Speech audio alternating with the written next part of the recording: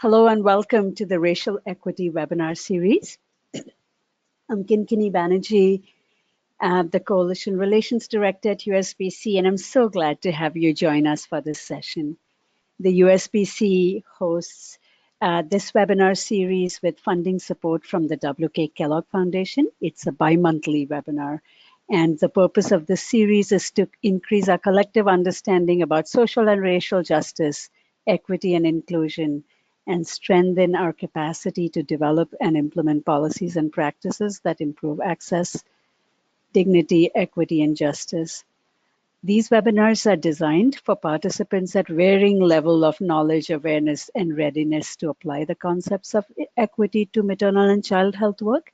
And we hope that these sessions bring ideas and inspiration to all of us to collaborate on more impactful strategies, programs, policies, and practices. I hope you're a member of our racial equity learning community. If you're not, you can join today. This learning community is a forum to discuss issues on structural and institutional racism within the reproductive health and justice field. We share resources and ideas and learn from each other. So in addition to the webinars that we host, we also have, if you join the learning community, you'll see that there's a file library. So resources that are shared are curated and put on the on the file.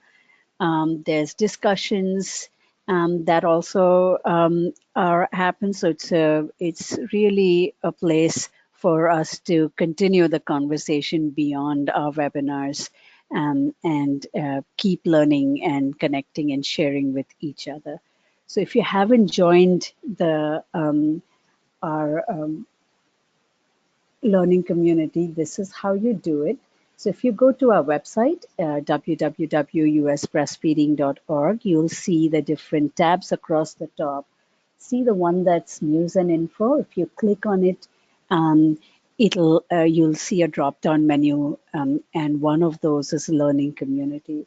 We have more than 20 different learning communities, and the racial equity is one of those. So do find the one that topics of interest to you, and you can join those learning communities. You can also choose how often you get the email. So if you're worried about being deluged by emails, you can choose to get them weekly. And so this is really a great place for us to be learning together. And at USBC, we also want to learn very much about what you are doing in your field to advance equity in your work. So please share with us. So today's slides are on the website, on the webinar website, and that is at www.usbreastfeeding.org/equity-community. Again, you will see this link in the reminder emails that come with your registration. And as soon as the session is over, we will also be uploading the recording of the session. We know that it's not possible for everybody to attend the session live. So we record each session, and the recording is uploaded so you can access the archive at any time at your convenience. We have a large number of attendees, so attendees are in listen-only mode. We do want to keep this as interactive as possible given the format, so please submit your comments or questions throughout the presentation as they come up with you. So we have a questions box on the control panel. Be sure to use that, and I can show you how.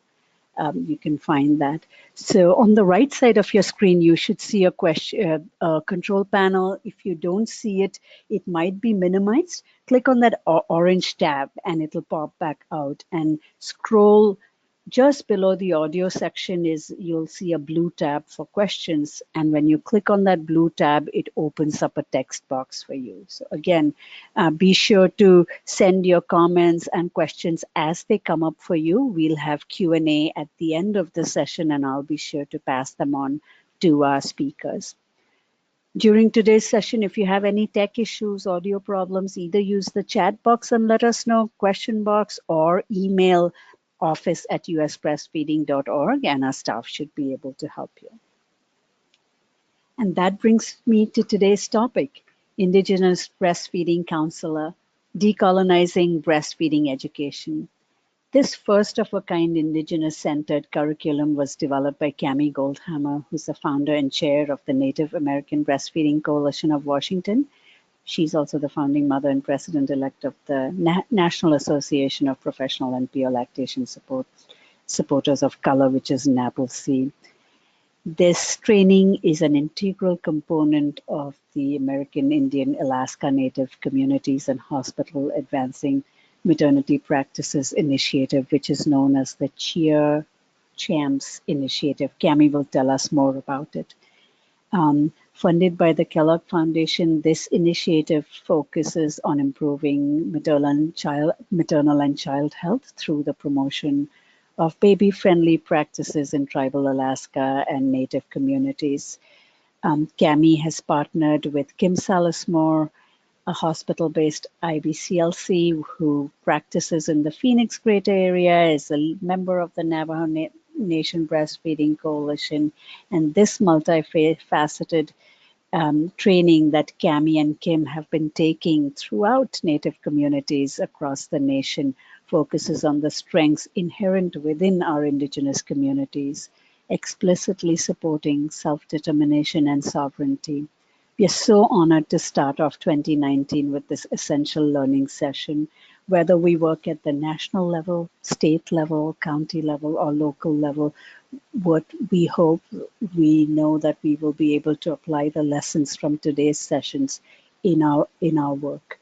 So I am delighted to introduce our panelists. Like I said, Cami is a leader in the field and wears many, many hats as the founder and chair of the Native American Breastfeeding Coalition of Washington, as the founding mother and president-elect of NAPLC, and also as a USBC board member. Cami is a clinical social worker and lactation consultant. She received her Master of Social Work degree from the University of Washington, specializing in maternal mood disorders and the affects of complex intergenerational trauma on attachment, bonding, and parenting practices of Native families. She's worked in the field for a number of years, and with programs that serves pregnant and parenting women and their families in Washington's urban Indian community. Cami is a consultant with the Center for Health Equity Education and Research, the CHAMPS program. She's a member of the Center of Social Inclusion's First Food Racial Equity Cohort. And Cami worked as a campaign director with Moms Rising, working to bring paid family and medical leave to Washington State, which was signed into law in July 2017. Yay, Washington.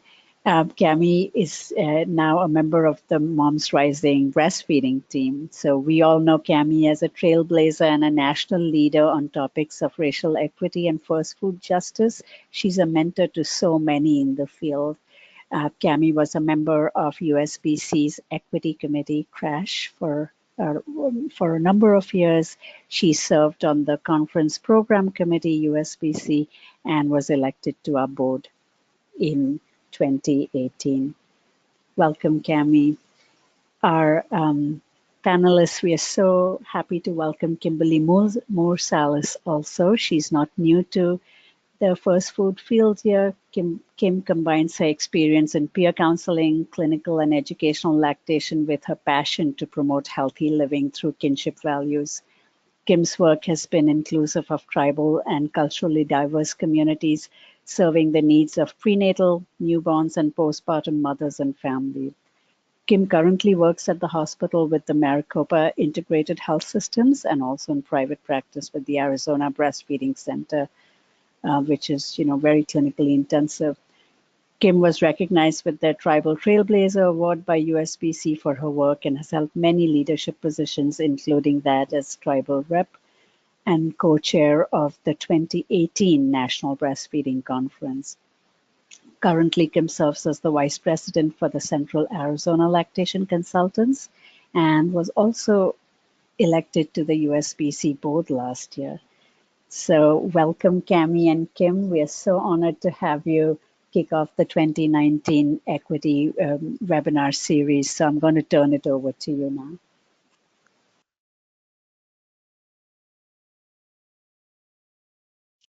All right. Is that sounding okay, everyone? I'm just gonna Sounds go. great. Thank you. Okay, I was like, I don't know if I'll be able to hear if anyone says because you're all muted. Um, thank you so much for that really kind introduction, Kinkini. I really appreciate all of that. Um, Good morning, everyone, or afternoon, depending on where you are in the time zones. I'm kind of a night owl, so it's 11 o'clock here in Duwamish country in Seattle. So it's a little morning for me still.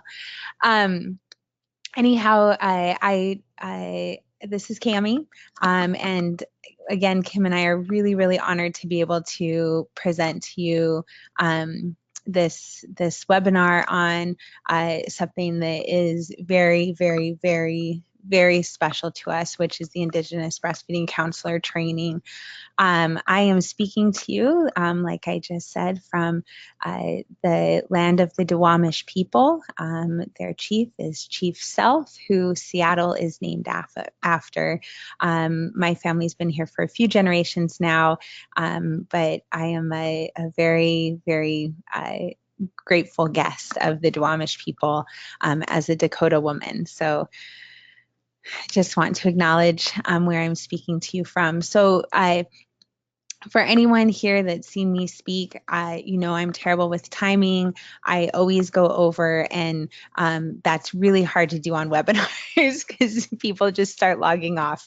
So I'm going to just jump right in so that Kim and I can get through all of the content that we have, and we really hope that we have time for question and answers as well at the end. So with that, we will begin.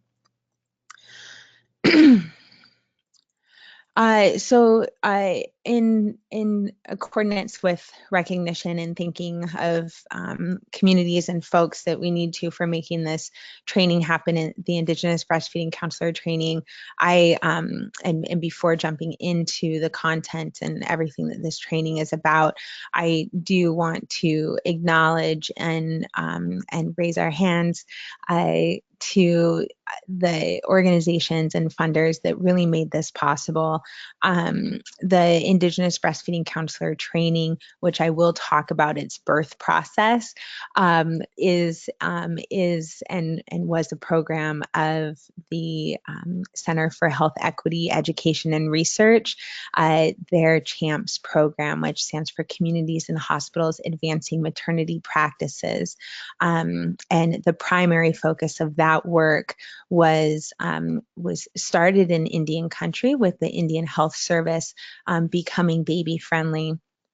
Where all 13 of our hospitals, birthing hospitals, our hospitals that catch babies in the Indian Health Service, are baby friendly. And that was a project of CHAMPS that spurred a phase, kind of, well, more or less a phase 1 and then a phase 2 of CHAMPS, where we worked in tribal hospitals in Alaska and Oklahoma, as well as hospitals that serve predominantly African American families in the Deep South, with phase 2 of that project going on in Mississippi, where we are seeing hospital after hospital after hospital in Mississippi go baby friendly. So it's really, really, really incredible work. So an arm of CHAMPS was the American Indian Alaska Native program, again, where we worked in hospitals, but the development of this training was part of that. And that was a very generous grant from the W.K. Kellogg Foundation. So thank you to all of those organizations for everything that they've done in supporting the forming of this course, their mentorship along the way, particularly Anne Meerwood, who is very special to me and is always, well, I'll talk about it in a minute, but always said, Cami, what do you want to do? And lets me do it. So thank you to them for that. Okay, so a little bit of backstory before, again, I keep saying before we move on, we have some things to talk about, but I think the backstory and what really inspired the development of this course was my experience with becoming a lactation consultant. As you heard, I'm a social worker. I'm a clinical social worker. I'm a therapist. That's what I did. I worked with families on attachment and bonding work, and had an experience with breastfeeding that was quite literally life-changing and set me on a completely different path. Well, I wouldn't say different path, a path that I didn't see myself going on, where the focus of my work really went to way, way, way back to breastfeeding and those original attachments and bonds that we make with our babies. So in 2011, in 2010, I had founded the Native American Breastfeeding Coalition of Washington. And then in 2011, I decided I kind of wanted to become a lactation consultant. Like many of us in the field, I kind of fell in love with breastfeeding and started learning a lot about breastfeeding and seeing how it applied to the work that I was already doing.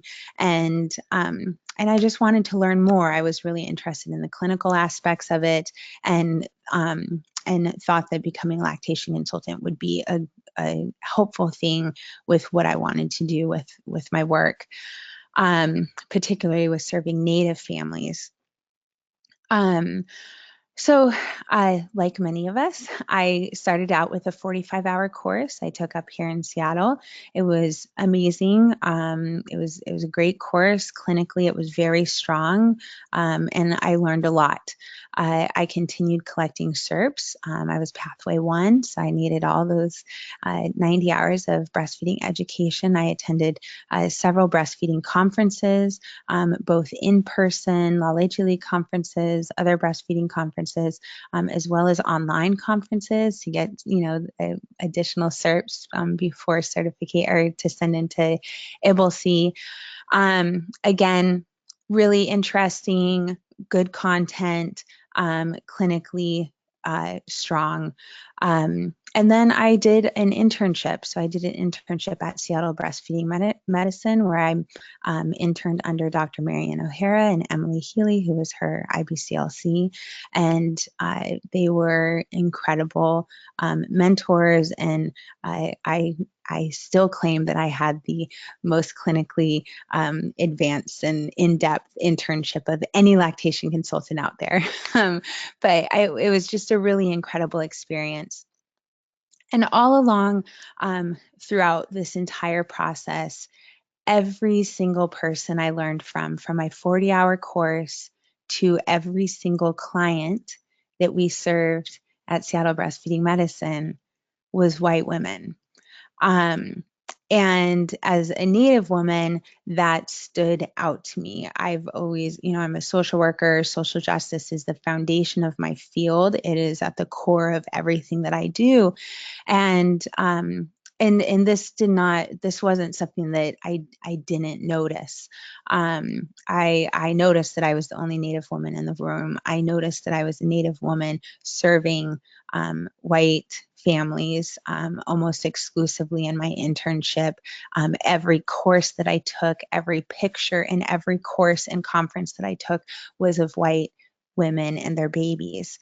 And so this left me, while clinically strong, and I do stand by that, it also left a huge gap in my education, because my goal and my only goal has only been to serve Native families.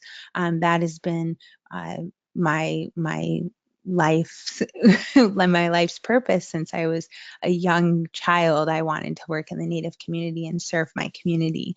And so I just really felt like, again, while my training was clinically strong, that it did not speak to the needs and experiences of families in the community that I was actually in.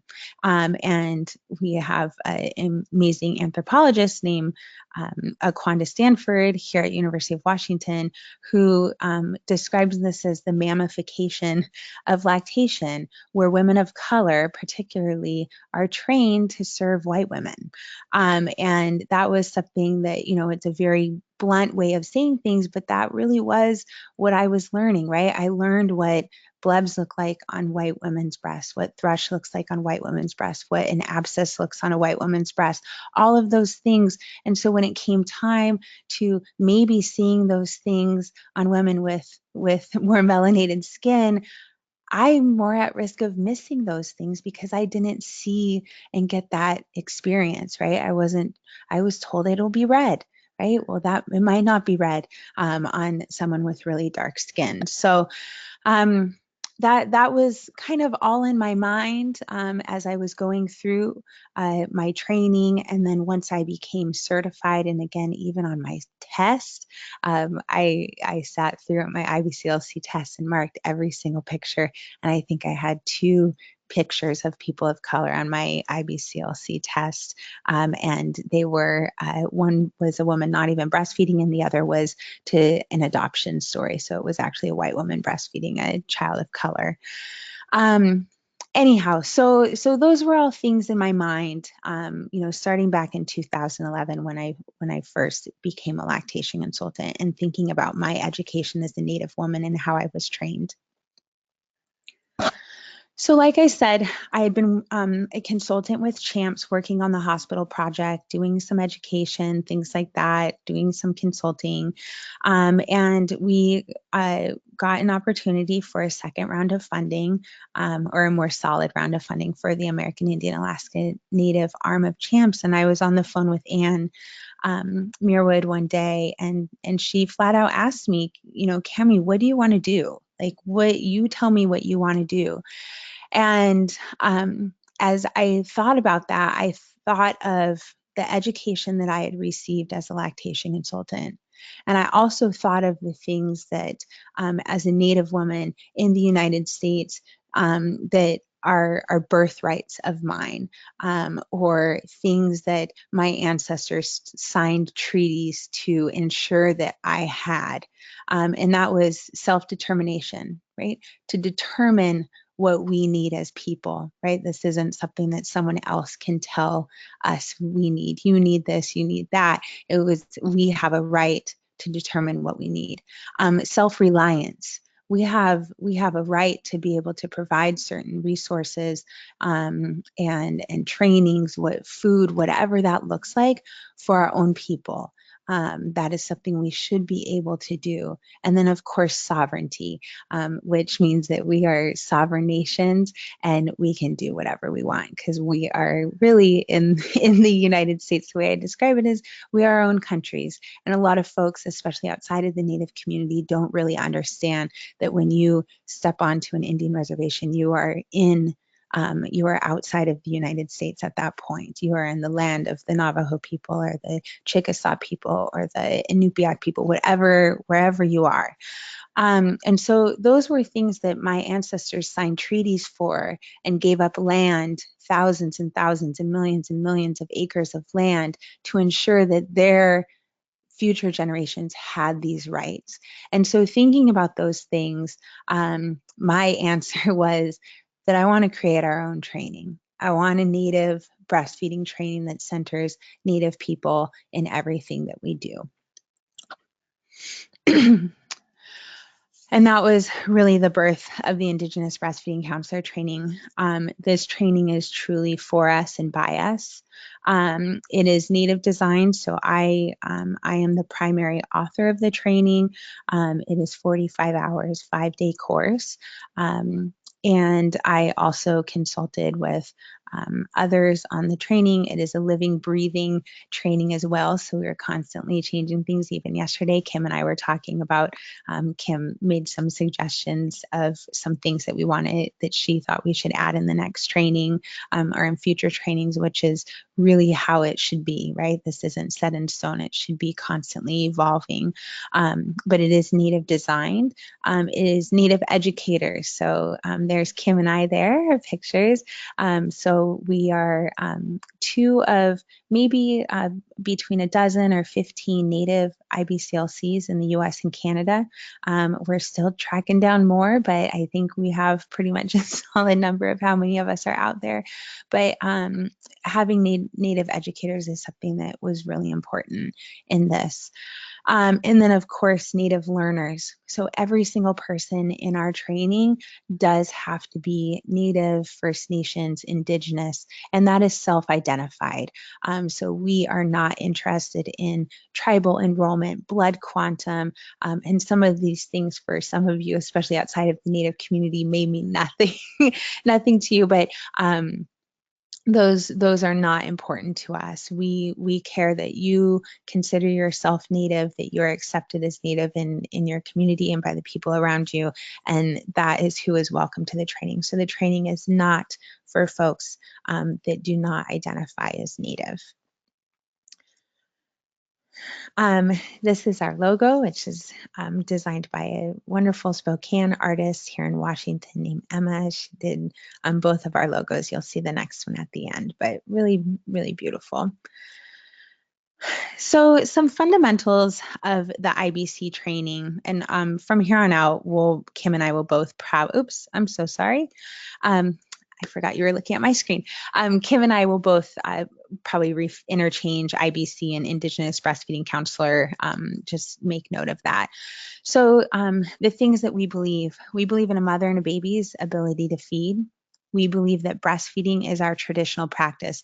That is something that is really key to this. We don't talk about breastfeeding as a way to feed a baby. This is a traditional practice that is to be honored in the same way that our songs, our regalia, our dances, our ceremonies, all of that, breastfeeding is a traditional practice, and it would have been passed down to us from our mothers and grandmothers and great-grandmothers and aunties had that those relationships not been interrupted due to colonialism and US government policy. We believe breastfeeding is the foundation of a healthy mother and baby, and healthy mothers and babies are the foundation of a healthy community. We believe that breastfeeding is essential in Indigenous resiliency. I will often talk about breastfeeding as the answer. I really believe that this is a key missing link in a lot of the work that we've been doing in Indian country around resiliency and creating healthy communities. Breastfeeding has, in large part, never been a part of that conversation, and still is. We have a long way to go. This training is hopefully going to change that. Breastfeeding is a community responsibility. We believe in the validity of traditional knowledge. So while Kim and I are both IBCLCs, and we, work in a variety of environments, we also believe in traditional knowledge. And so, yes, we will have things in this training that might not be in quote unquote the evidence base, or might not be quote unquote in a journal article, but we do have thousands of years of evidence of its efficacy. And we will discuss that in conjunction with other more mainstream evidence-based treatments, if that makes sense. We believe in centering Native people in all of our work, and we believe in the importance of providing culturally relevant care. I actually can't see that last word. So yes, care. Great. So that's something that is just really, these are our core values of the training. So next we're going to talk about how Kim and I are going to kind of go back and forth on how Native people are centered in the IBC course and what makes us different from other 45-hour courses. I do want to point out that this, we do believe that this course is the equivalent to any other 45-hour 5-day course. We expect the certification to be considered equal to those things. And if we have time later on, we can talk about some of the pushback that is quite frankly pretty prejudiced, where we've been asked some really unfair questions about these things. But our course is different from many of the other 45-hour courses, in that we center Native people in all that we do. Every step along the way, as much as we possibly can. And again, we are constantly changing things to make it center Native people even more. So we're going to talk about some key differences or things that we see that we've put into this course that make it special for our community. So we're going to go through talking about invitation, time, images and artistry, honoring breastfeeding education as a birthright and barrier-free education, ceremony, content, no testing, and lots of hands-on activities. So the first one is invitation. This is something that is really, really important to me, and I field a lot of questions about this because I get questions all the time about when are you going to come to our community, or where is your next training, or please announce your trainings. And I tell people all the time, if you want us to come to your community, we need to be invited. For hundreds of years now, since 1492, many people have come into Native land uninvited. And largely that has not produced very good results. And, thinking about in modern day, this is something that we see all the time, and many tribal communities have experienced, of people, particularly from the outside, coming in and saying, we think you need this, and we're here to provide it for you. And then you do that and then leave, right? And that is something that we really do not want to be a part of. And this is not something that just folks from non-Native communities do to Native communities. Within the Native community, we do this a lot as well, going into other communities saying, we have this great training, we have this, we are going to do it in your community, and with no acknowledgement of, has the community even asked us for this? Do they even have a problem that needs to be solved? Things like that. So an invitation is essential in this training. We need to be invited to a community to do it.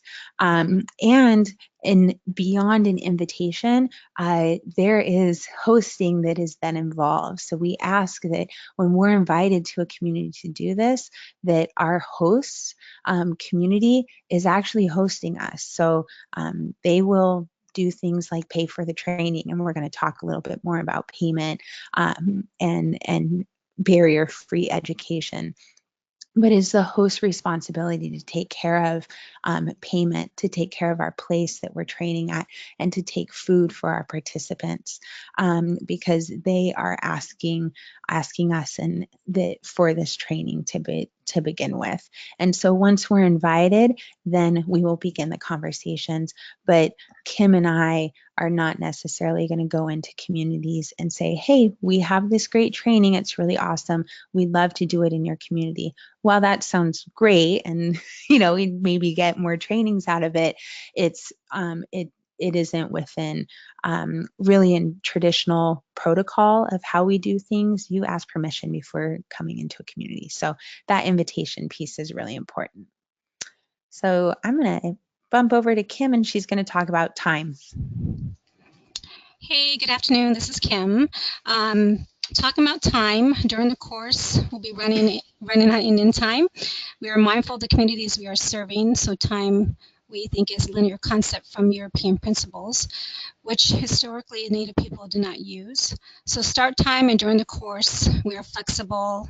We allow adjustments to be made for content that the participants feel they need more, such as understanding more teachings, maybe concepts.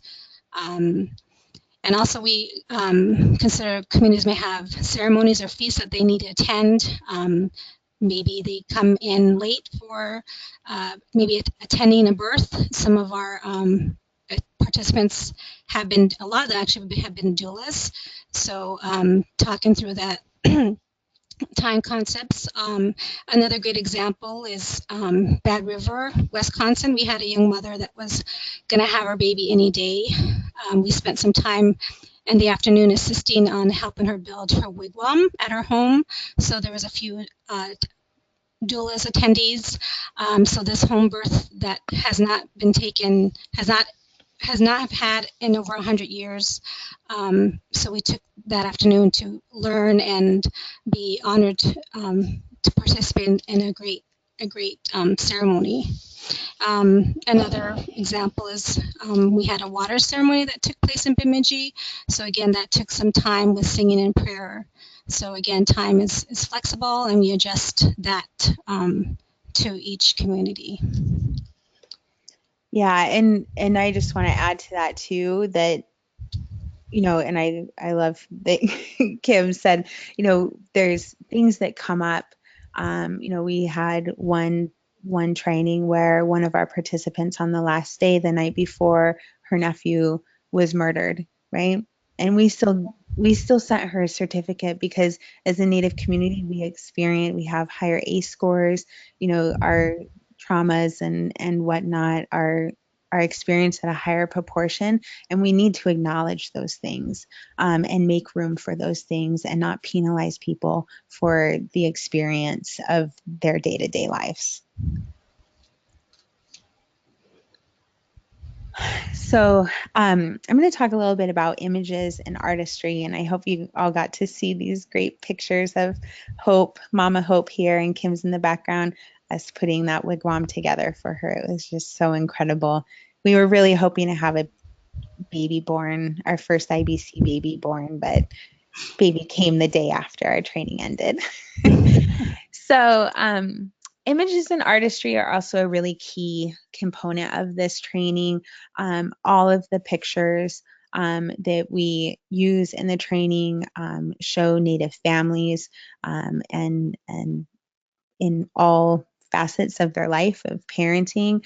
And this takes a lot of time. I mean, even the other, our training in Bad River, which was in September, I finally had a Native mom with really great examples of blebs. And I had asked, before the training, like, can I please take your picture?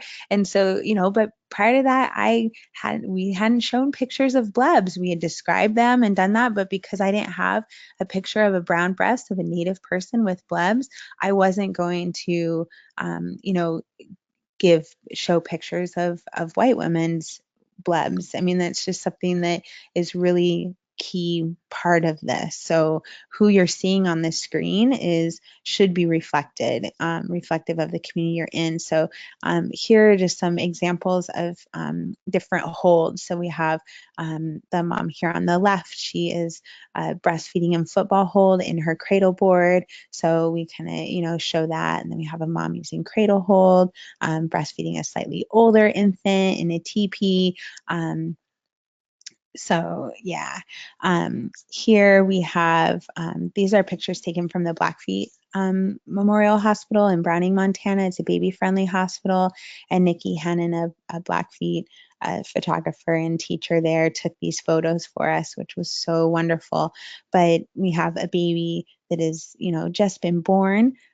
Baby is getting skin to skin immediately after birth. We have a Blackfeet nurse that's taking care of this Blackfeet baby. And then we have grandma helping with the first latch, right? Here she is helping her little grandchild latch on for the first time. So again, really reflective of that imagery. When people see these pictures, they see themselves in them, which is so important.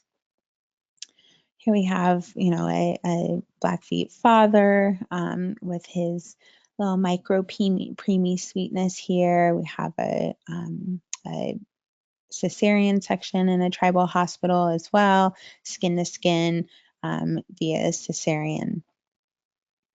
We also use really colorful slide docks that all celebrate Native mothering. These are photos and pictures that I've been collecting for years, different artwork that celebrates Native mothering and parenting that we then use in the slide docks and all of our different presentations. There's something like, I don't know, 30 different presentations that we could potentially get through in our 5 days, and each one is really colorful and beautiful and has different artwork throughout it. At the end of our manual, also we have all the artwork listed and who the artist is and where to buy it if you want to purchase it, things like that. So really honoring those artists, and we've received permission to use the artwork that we need to receive permission for as well. So just a little look at what our slide docks will look like throughout the training. These are the breasts that we use. So my mother-in-law and I worked on these. I am a quilter as well, so I have quite the fabric stash, and have collected a lot of fabric with native kind of imagery over the years, and I have a lot of Pendleton wool, things like that. And so my mother-in-law and I worked on creating these breasts, sewing them using all of this fabric, because even that, a lot of times we go to breastfeeding trainings and we're given, breasts to use that are white. They're Caucasian breasts, right? They're really light skin, things like that. And so using things that just celebrate like our artistry is nice, because of course, like there's so many different shades of skin. And so it's really hard, even if you are within a certain community, the chances of something matching your skin tone is really unlikely. And so I like using the kind of fun prints and colors and just image and symbols and artwork that speaks to the community. Also things like how we talk about stuff. So typically when we talk about stomach size, I'm sure a lot of you learned the same way I did. Day 1 is a cherry, day 2 is a ping pong ball, or day 2, 3 is a ping pong ball. By day 10 we're at an egg, right? Those kinds of things. Well, at our training in Barrow, Alaska, which is the tundra, there's no cherries there. Like they don't grow there. There's not even trees there. And it's very, very expensive to get certain produce up there. And so we started talking to the women in the training about what are your traditional foods that are around this size, right? And being able to show them, the size. And someone said, for day 1, 5 to 7 mils is a really juicy ackpick, which is a salmon berry. Day 3 was the tutuiri, which is a caribou eyeball. And of course, all of these folks are subsistence hunters, so they use everything in an animal. So a caribou eyeball was completely relevant to them, where Kim and I, we don't know how big a caribou eyeball is at all, right? But we're letting them drive this conversation and pick things that are relevant to their community. And then, day 10, I'm not going to attempt to say this word in Inupiaq, but it was the bearded seal intestine. I mean, how incredible is that? That was, they knew how big that was, and that would be the size of a stomach for a baby at 10 days. So we just loved that exercise, doing it there. I also have on the right a medicine wheel, which is a symbol that's used in many Native communities around the country, definitely not all. And so we're not going to take the medicine wheel to every, we didn't do the medicine wheel this exercise in Alaska because that's not something that they use. But we did do it in Bad River, right? Or we'll do it at future trainings where it's relevant. But the medicine wheel is a symbol of holistic health and wellness and well-being and balance. It tells us that a person needs to be balanced socially, emotionally, mentally, and physically, spiritually, mentally, physically, and I'm confusing myself. Anyhow, we have these, and so instead of talking about breastfeeding is important for ear infections or respiratory infections and that kind of stuff, we wanted to talk about why is breastfeeding important spiritually? Why is breastfeeding important mentally, physically, emotionally, right? All of those things. And so participants at Blackfeet then, are able to take these circles and put them up, and just their answers were amazing. And then at the end, we have this beautiful poster that is filled with hundreds of reasons of why breastfeeding is important. And each one calls to things that are meaningful to the Blackfeet people, right? So, the Black section is the spiritual section. And so, people were writing about sharing the stories of their ancestors through their milk, that Creator gifted them this perfect milk for their baby, that this is how they connect with their ancestors. Just really, really powerful messages in a way, and kind of moving away from the mainstream messaging of breastfeeding. All right, Kim?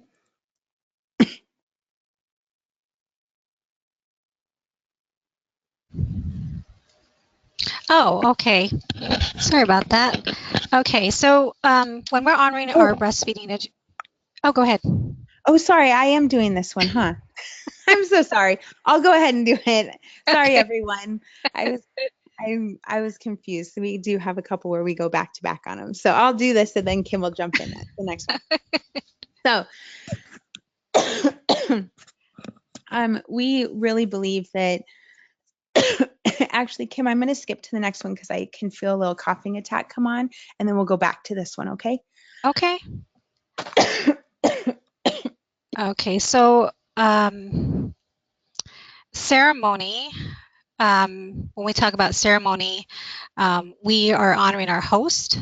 What we do is follow what they want us to do and what the community wants us to do. So that will entail prayer, blessing, ceremony, and potluck celebration. So it was really important for us to honor the host and how they want to do such ceremonies included in tailoring each of their communities and what that would look like. And a lot of times they would ask their elders permission, or ask elders on how they would start their day, or how we're going to do the meals. So that was really important for us to acknowledge that and be mindful of each community's way of doing ceremony.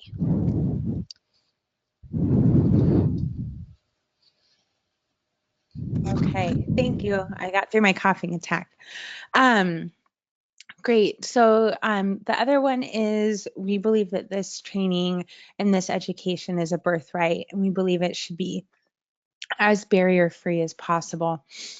We have no minimum education requirements at all, which is, I will say, I don't believe any of the other 45-hour courses have minimum educational requirements. However, we have had folks that wanted to take this training, and they receive pushback from their higher-ups telling them that they are not educated enough for a clinical training like this. So again, we've had a lot of folks that not a lot, but some folks pushing back on this training and wanting to prevent Native folks from attending it. But it has no minimum educational requirements. We've trained everyone from a teen mom to a medical doctor, and everyone in between. And it's just, really, really incredible. The variety of folks we've had the ability to train, and they bring so much to the course, everyone. It is, again, relevant to any role in the community. So it is not a training just for peer counselors or doulas or nurses or anything like that. We believe that traditionally women have been helping women breastfeed since the beginning of time, that this is a right as Indigenous women in the community. And so you should be able to serve your community regardless of your role or your job or who you are, and especially what letters you have after your name. We strongly believe that this training needs to be free to participants. So this is where we really get into barrier-free training. When we're asked to come to a community, and like I said, we have our hosts, host us, and they come up with the funds to pay for the training. And we will work with them to figure out, throw out some ideas and whatnot. But the host pays for that training, and every single participant in that training cannot be charged in any way for the training. So it is free for them. We believe a fundamental belief that this is information that belongs with the community. Like I said, this is a traditional practice. And if we talk about breastfeeding as a traditional practice, it just makes sense that it belongs in the community, right? Just like our songs and our ceremonies and dances and other things that belong in the community and are essential in Native resiliency. And that's, a big thing on this being barrier free, is that this information does belong in the community. And our hope is that we will just be giving this information, providing this information back, because again, we've had a disruption in our traditional practices being passed down in the way they should, due to, again, colonialism and government policies and racism and whatnot. So this information belongs with the community, and we believe that mothering should never be a barrier to education. So we do allow babies and children in our trainings, and we have had babies as young as a couple months old. I think our youngest has been around a 6 or 8 weeker, Kim, I don't know if you remember, and up to, we've had 9-year-olds in our training, and older children. We don't want mothering to ever be a barrier to getting education and being able to serve your community.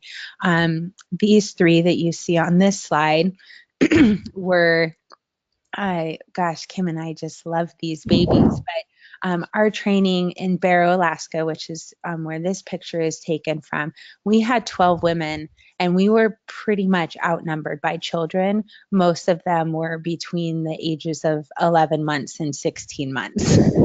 And so these kids were, they were all over the place. They were jumping around. They were getting into trouble, and they brought so much joy to our course. And Kim and I, we talked louder, we got on the floor, played with the babies while Kim was teaching, and then we trade off and play with the kids. And it is hard. It is definitely hard. In sometimes to teach in that environment. But at the same time, we had 100% of our participants come from beginning to end every single day, those 5 days, right? And had we not created this environment where they could come, I think we maybe would have ended up certifying 2 or 3, which were the folks that didn't have children. So something that again is really important to us. Some of the things that our participants have said about this is, this was from both from our Bad River training, actually, having a great time learning at the Indigenous Breastfeeding Counselor course. Super appreciative that the instructors strive that mothering should never be a burden and allow children to be with you during the course. The best part was Jackson could be with me during the training. So blessed to have this opportunity. Right. And both of these moms too, they brought grandparents to the training to watch the kids. And then on the first day, when we were going through kind of the housekeeping and rules and or basically the non-rules that we have for the training, saying your kids can be here. Within like 10 minutes, both those babies were in the room, and the grandparents were off the hook for the rest of the week. They were so happy to be able to be with their babies. And the other thing too is it brings so much to us when we have these kids in the course, because we're able to, we've done tongue tie assessments on these babies, been able to talk about supply, been able to talk about slow weight gain, that kind of stuff, because the kids are in the course and we're able to hear them nursing, right? Like our Bad River training, Kim was like, Cammie, I hear that baby smacking a lot. Like, I think we need to check that baby out, right? And then sure enough, like we did a full assessment and this baby had a pretty solid type 1 tongue tie. So they just bring so much by being there. And the parents really love it. And it does make for a solid learning environment and helps us remember what we're there for as well, which is the babies. All right, Kim. Oh, okay. Content. For the content, we felt that this course was unique in that we talked about things that other courses did not talk about, such as historical trauma, the water rights issues that's been going on for quite some time, stories, traditional medicine, substance abuse, mental health, and child welfare. And we all talked about this in depth as far as how this impacted communities, and that most of the courses that Cam and I took to become IBCLCs never talked about.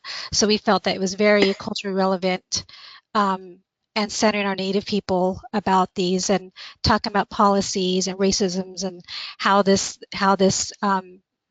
changed our mothering, our parenting, from years before, so that we felt that this content was really important to talk about these things. Yeah. And just for an example, we spend pretty much the entire first day on historical trauma. We spend that time getting to know each other. And then as we move into the content, it's historical trauma. We do talking circles. We talk about how historical trauma has impacted our communities, mothering in particular, or parenting in particular. And then we start moving into breastfeeding, right? So it's just, it's so important in any training done in Native communities to discuss that as well. I also want to add to that, Cammie, with the historical trauma. I felt like after we talked about that, we made a full circle of how this impacted breastfeeding, like you said, and I felt that people really connected the dots very well to understand why this was so important. Absolutely. All right. The next one is no test. So we do not test at the end of this course, and that was a really conscious decision. Standardized tests have been shown to produce invalid results when given to Native test takers, and results usually produce lower or less desirable scores for Native test takers. And then we have just immense amount of test anxiety because of those previous two things. So Kim and I really feel it is much more important to spend quality time, and this is where that Indian time really comes into. We spend quality time on topics that the cohort that we're teaching need to learn about, right? We have our agenda, we have our syllabus, we have all these presentations, but like Kim said, if we feel like the group needs to spend an hour and a half on position and latch, then we're going to do that, because by spending more time, more focused time with and letting the learners drive the course and what they're needing to know, they're going to be better at what they do because of it. And that's going to be we'll be able to have a much better or higher confidence in their ability to retain that information, knowing that we spent the time needed to teach it well.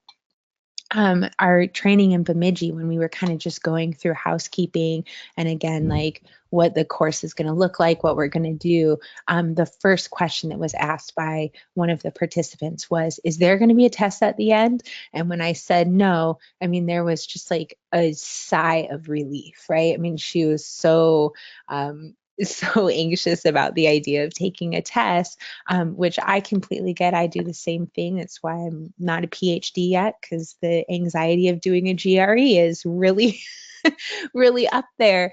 And so, we want folks to be in in a healthy learning environment. We don't want them to be anxious about a test at the end, or am I going to retain all this information, anything like that. That doesn't make for a solid Indigenous learning environment, which is what we hope to accomplish in our training. Okay, so lots of hands-on activities during this course.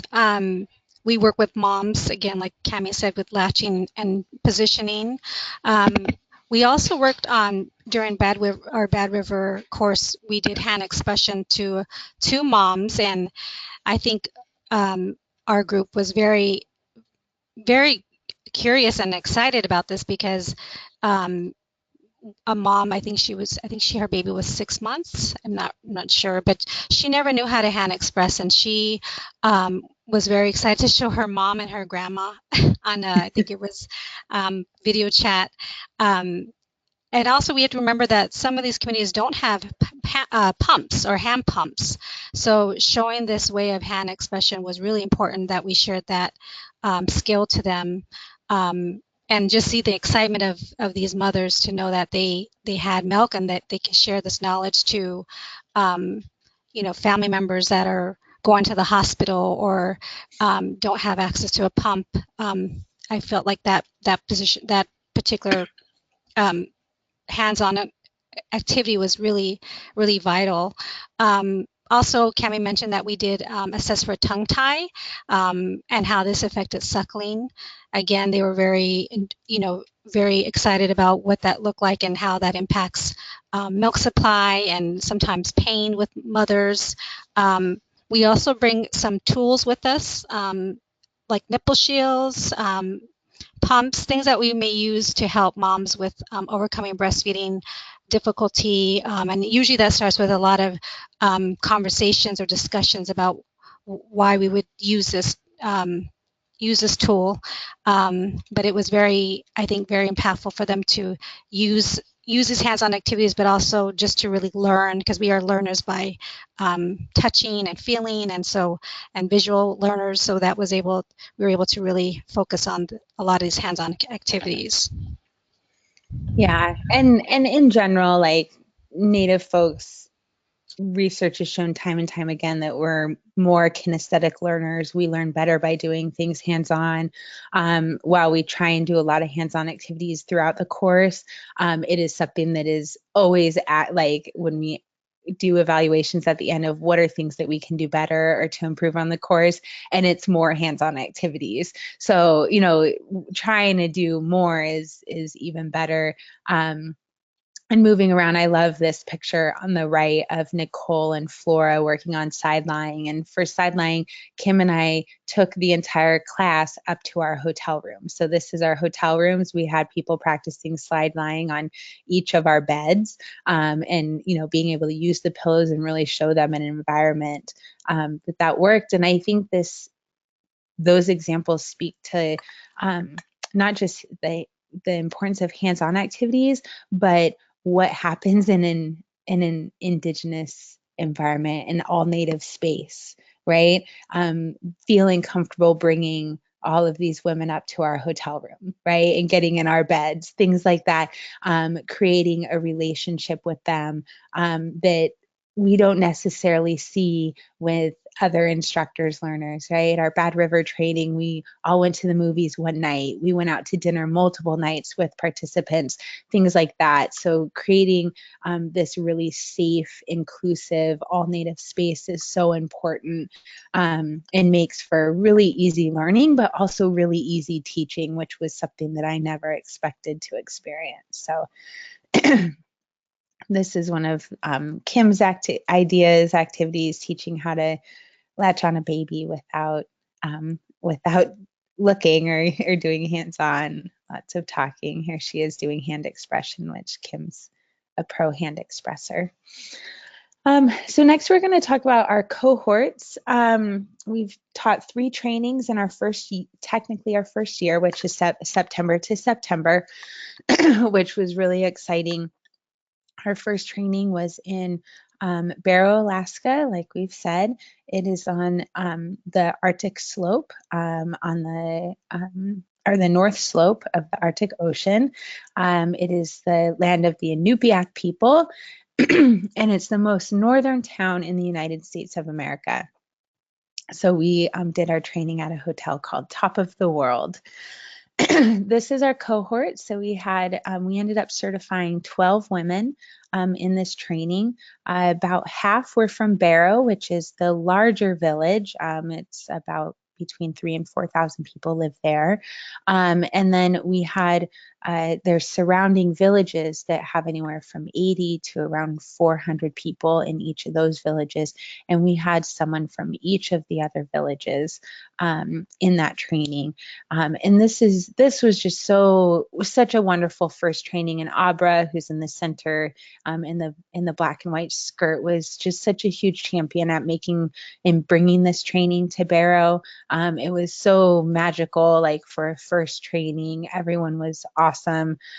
And in thinking about these women, the closest IBCLC for them is in Anchorage, which is a plane ride and hundreds of dollars away. To say like you need to go see an IBCLC for your breastfeeding problems is just not a possibility.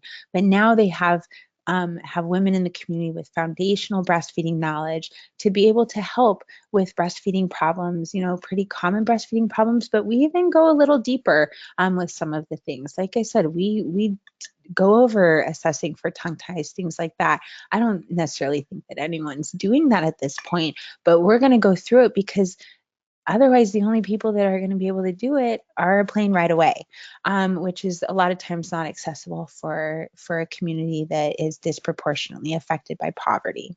So this was our amazing first cohort, us in front of the ocean on our last day, which Kim and I jumped in later that afternoon. On the first day. Yeah. Okay, so Bemidji 2018, I believe this was in June of last year. Yeah. This was our largest group, very emotional gathering. One of our great, wonderful friends, Millicent, she brought us here to Minnesota, Bemidji, and it was a funny story that she kept keeping the registration open, and there was no cutoff time, so we had a lot of registration for attendees. So at this particular gathering, we were able to certify 60 certified IBCs, one male. But throughout the course, there were 78 that came through from the community. So this was a really large group. Cami was very emotional during this time. It was so awesome. Cami, do you have the breakdown of which nations showed up to these? Oh, I don't have all the tribal breakdown, but this was definitely our most diverse training. We had folks from Canada that came down for this training. We had North Dakota, South Dakota, Minnesota, Wisconsin, California, New Hampshire, and then we had a Maori woman. That's right. As well come to the training. And so this was one that people traveled to come to. And Millicent is just an incredible woman who hosted all of us in the most beautiful way. And as Kim said, I mean, this was something that this was definitely a life-changing moment in the sense of it solidified how important this course is to our communities. Our first training was 12 people, right? And to have our second training over the course of 5 days, have 80 people come to it, come in, check it out, sit in for a day, and then of course we had all the folks we certified that were there for the whole time. It was overwhelming, and just it again was a testament to how much this is needed in our community and how much it's been wanted. And it was awesome. And I cried almost every day. It was amazing. I just want to share that Some of our participants were doulas, full spectrum doulas, nurse practitioners, and they all took away something from this course. Talking about the content of things that they never got to talk about in their learning, and just learning something new was amazing.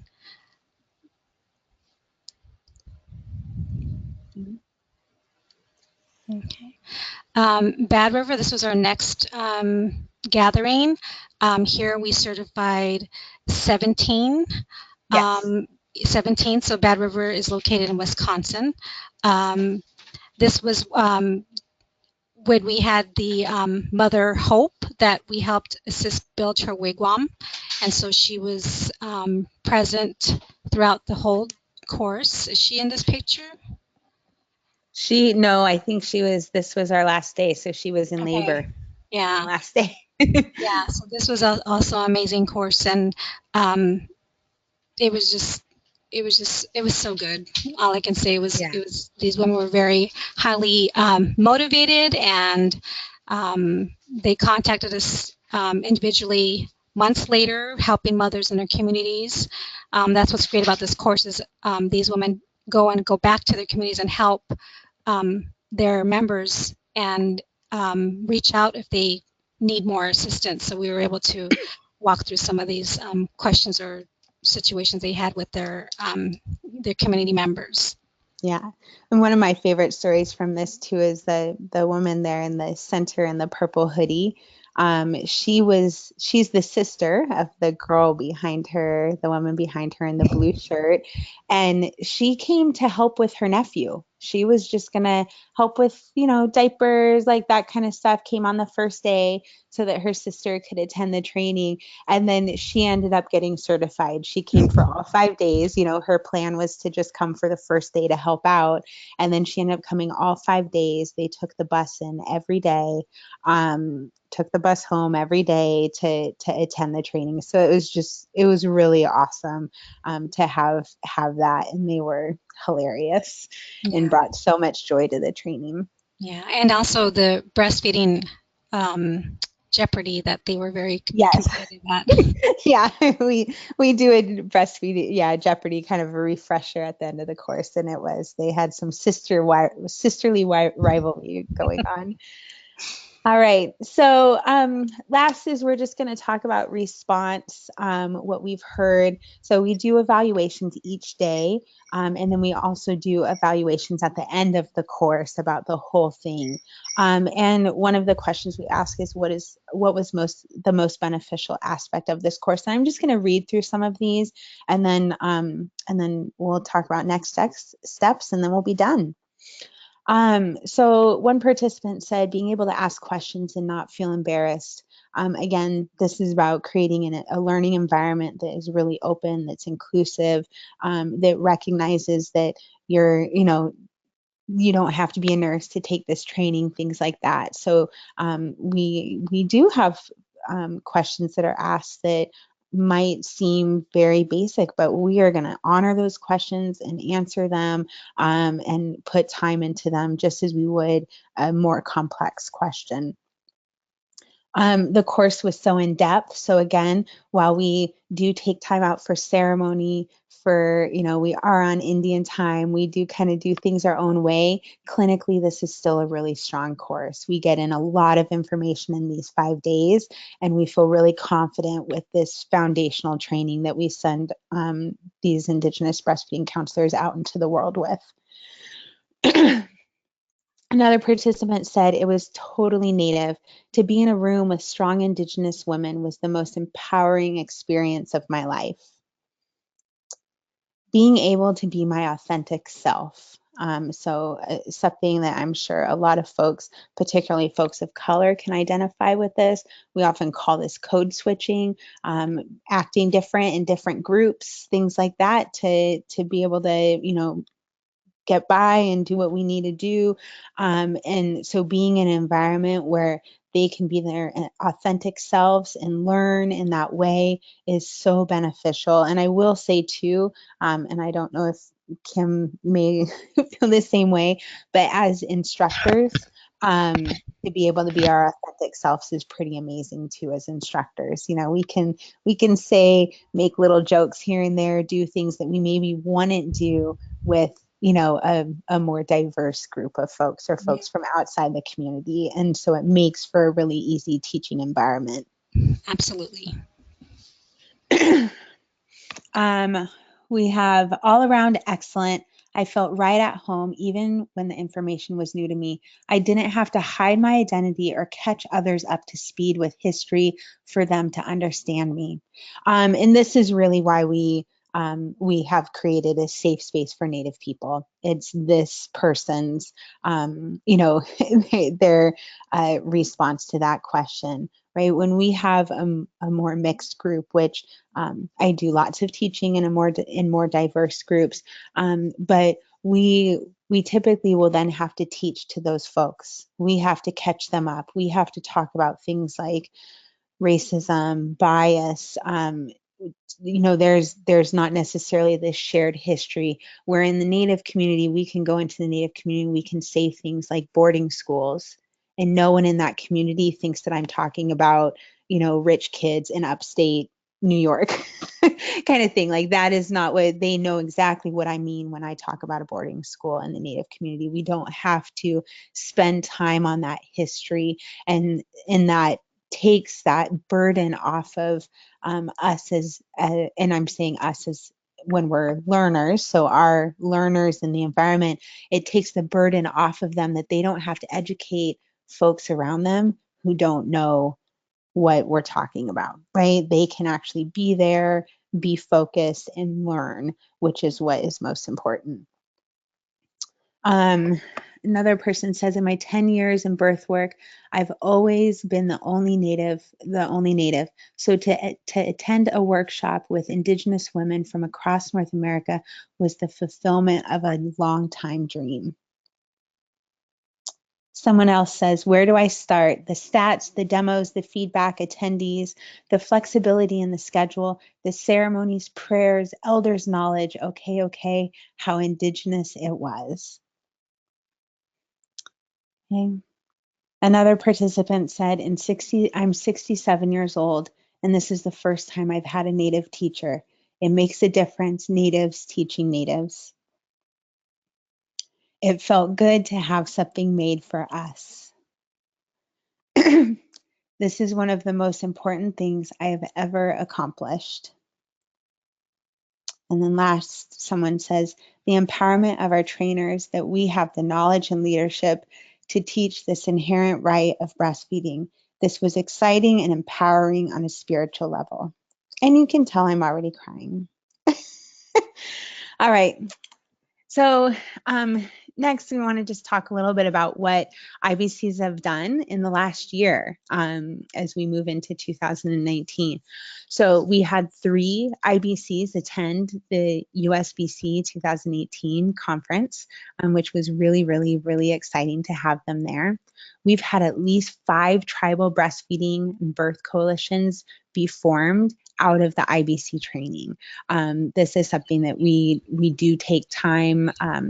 That started actually in the Bemidji course, where there was a discussion around creating tribal coalitions, and some of our participants from a particular state being told by their state breastfeeding coalition that they couldn't do that without them, basically.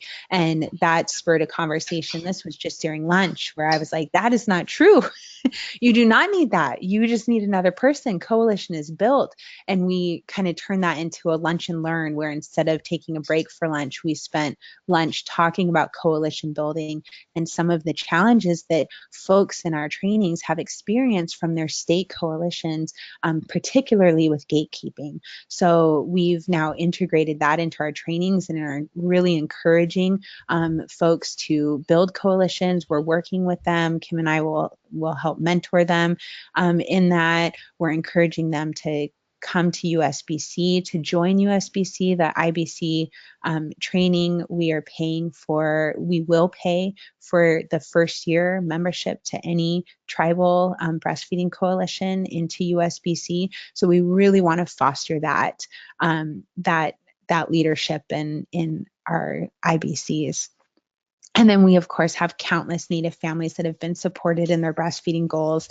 So we have participants that, put up flyers. We had one mom up in our Barrow training who's from a very small village, and she, put up posters around town saying like, are you breastfeeding? Do you have problems, or challenges or need support? Call, and then she put her name. And the best part was all she had to do was put her name, because the village is so small that she didn't actually need to put her phone number. Everyone knows exactly who she is and how to get a hold of her. So, that we have other IBCs that are, putting this on their business cards, they're promoting it.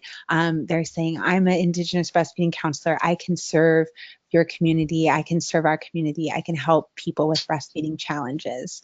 So that's really, really exciting. And then we have coming up next. So I will say this is a big caveat. So far, some of these trainings are not set in stone. A few are very, very, very close to being set in stone. But I feel really confident in saying that our trainings for 2019 are the following. So we will most likely be doing a training in Seattle, which will be our first urban training in the spring. We will be in Standing Rock in April. We're going to be in Michigan in May. We're going to be with the Oneida people in Wisconsin in July. And we are so excited to be doing a training for Indigenous Hawaiians in Hawaii in October. There may be more to come. We're still, holding out for a training in the Southwest and really hoping that comes together.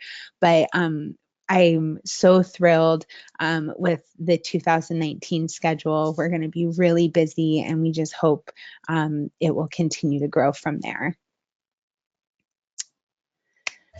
So with that, I think we're done. And I can't even see a clock, so I don't even know what time it is. It looks like most of you are stuck with us, so thank you. It's 1:22 p.m. Mountain Standard Time. Okay, all right. I think we went over then, huh? You did not. This is Kinkini, and thank you, Cami and Kim. I think there are times when there are just no words to do justice to what we just heard of how do we summarize, how do we take the highlights of it. Pretty much everything you said was a highlight. So thank you for what you do and for just so many ways in which honoring and creating such a joyful way to learn and build on the strengths and the richness of the communities and to build the resiliency together. Just so adaptable, so many things that we can learn from. So yes, we do have a lot of comments and questions, and I am, please keep those coming. So we have Gigi saying, what an amazing session, what beautiful photos, how empowering this must have been for the group. Norma says, thank you for making sure that, for honoring motherhood and not allowing having babies be a barrier to it. So thank you, ladies, so much for this, and looking forward to, there are questions about, and you made that very clear in the beginning, that you have to be invited. So when you have things that are scheduled over here, how might, can folks club together some things and have, if you want to join something, is that possible, or is it best to, for folks to create their own community and invite you in? What works best for? I'll let Cami answer that. She's had quite a few reach outs on that. Yeah, I mean, it really does vary on how the trainings are formed and organized. I will say that. Okay. Oh, great. Question slide is up. I thought I hit something. So it does vary, and we've had different folks, bring us in different ways. Like Abra up in Barrow, she ran the prematernal home, which is where most folks in Barrow go to stay once they hit full term, so that they're there in Barrow when they deliver their babies. And so she did it, got a grant, was able to do it. We were also still within our funding cycle of Kellogg. And so there was a little bit of funds left over through CHAMPS to be able to supplement that training as well. Mostly my time and travel was, covered under that. And then like our other trainings, could be health departments.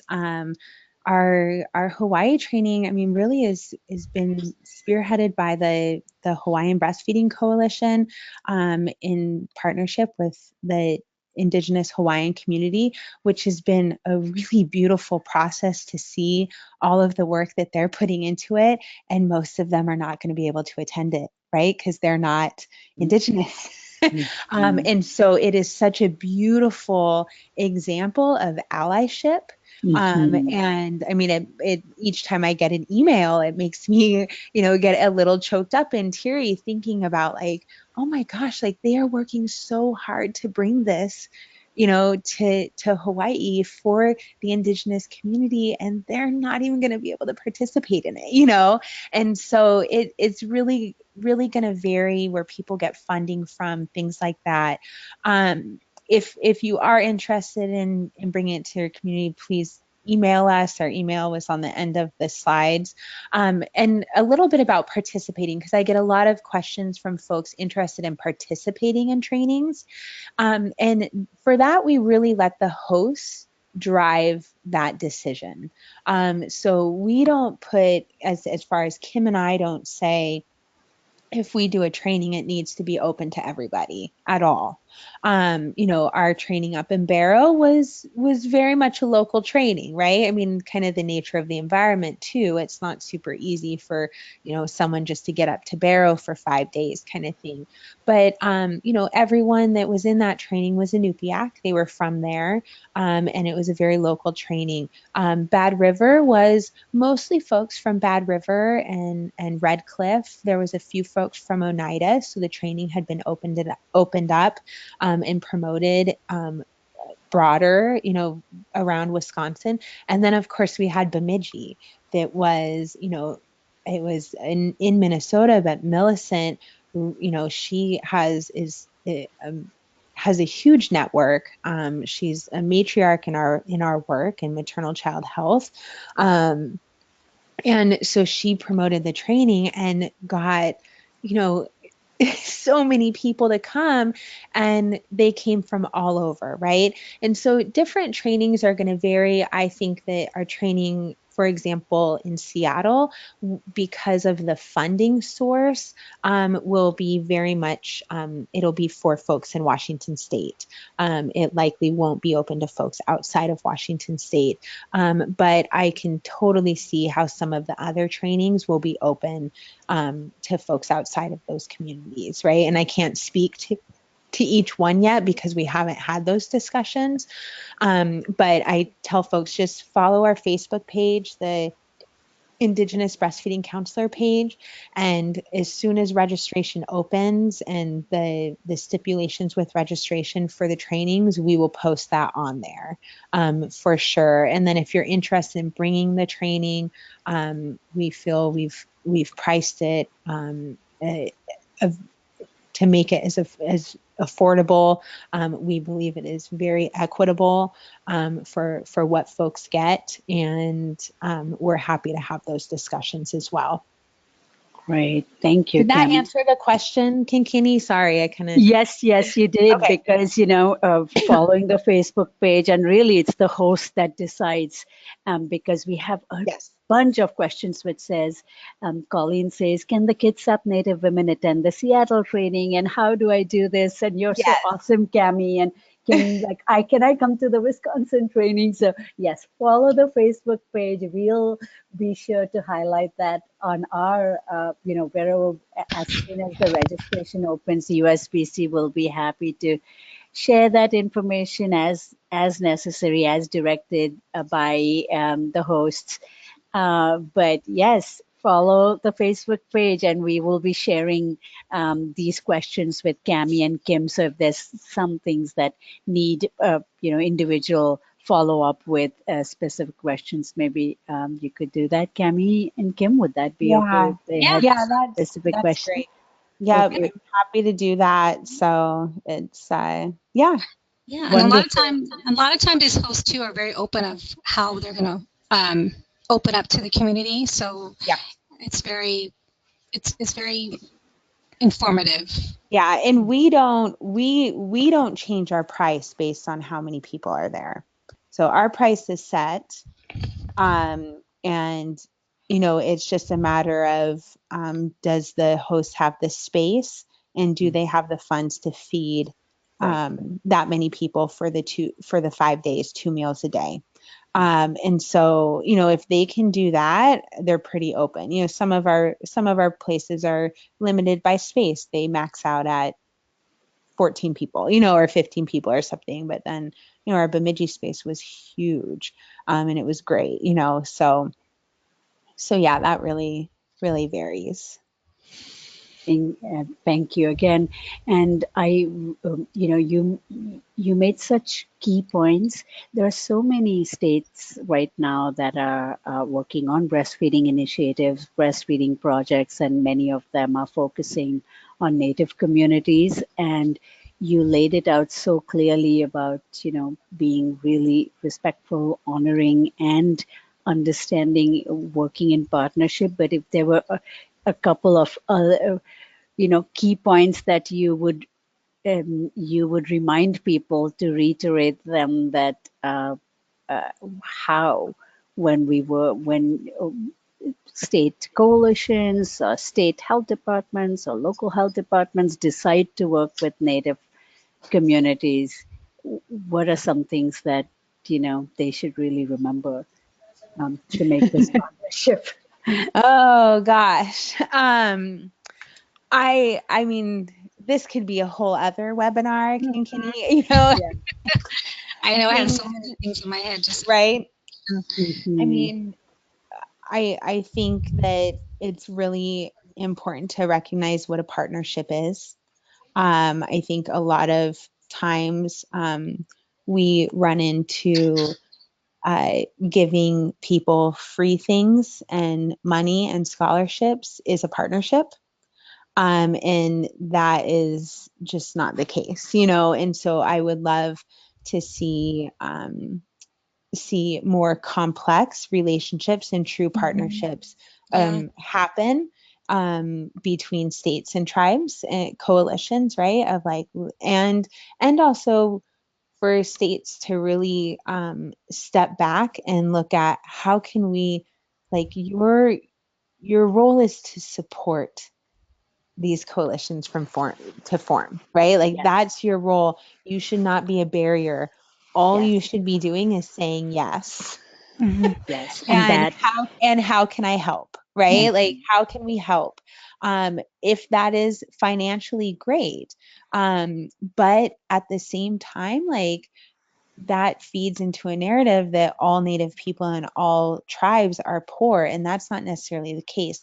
It's the infrastructure piece we need help with. It's the how do we navigate becoming a 501c3? What is that like? Being all of those kinds of things that are really hard to do if you've never done it in your life, right? And you Right. weren't Right. didn't necessarily get the formal training to do it either.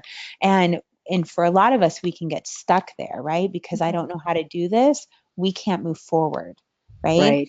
And that's not good. So I really encourage states to really look at, how can we be of service and use our privilege, which is not just money, right? Because I know some of our coalitions in the country do not have a lot of money, if any money at all, right? Like I recognize that, but there is so much more that you Yes. have to offer and give to help build these coalitions up, and recognizing that really what a partnership is, right? That it goes both ways, and that yeah.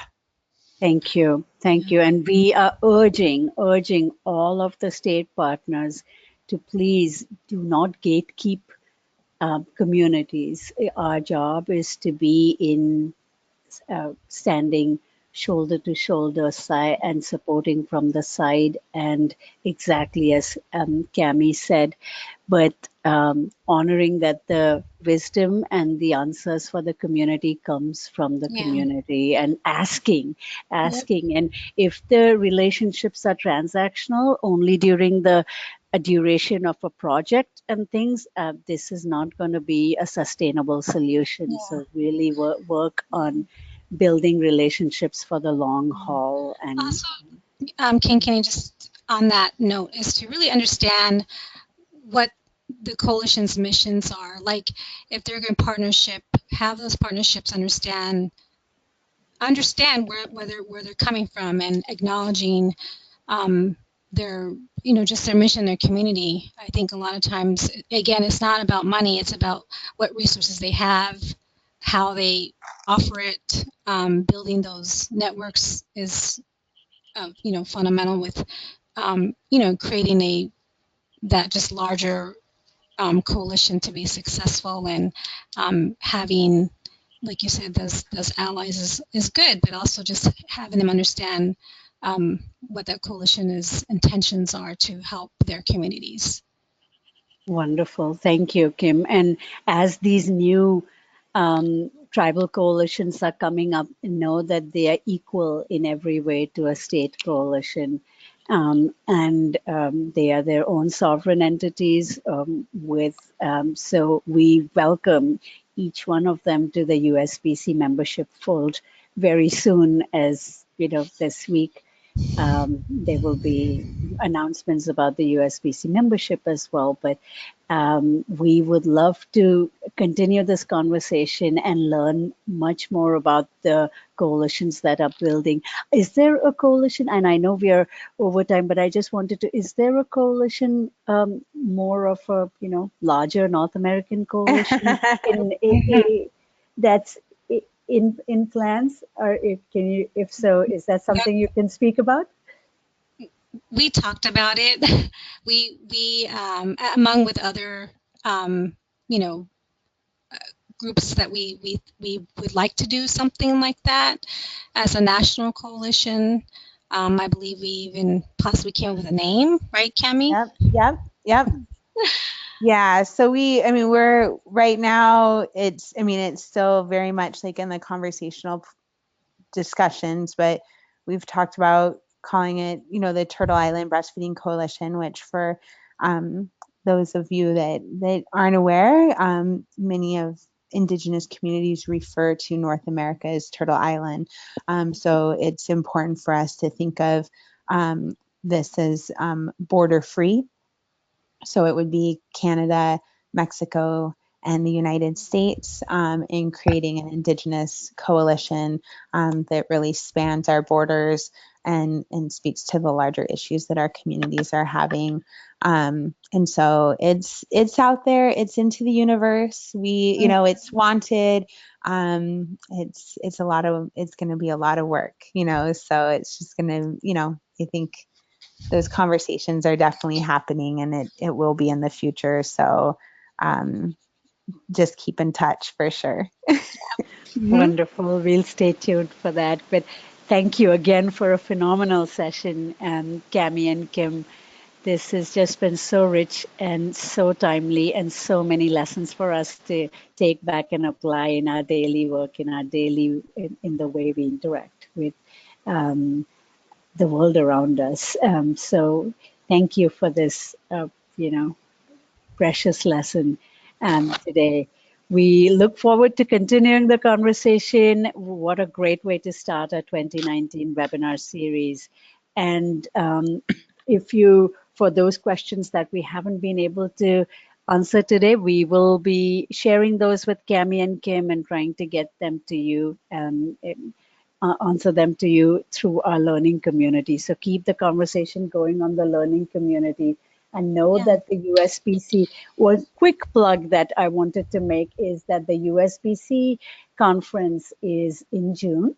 And we do hope that there are the call for proposals are open right now. And also we really are hoping that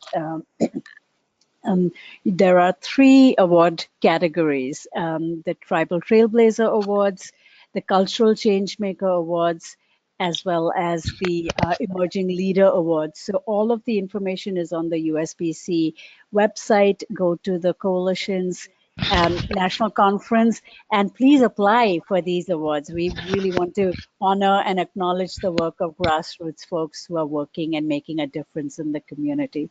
So thanks again for a fabulous session. And until Thanks next for having time, us, Kinkini.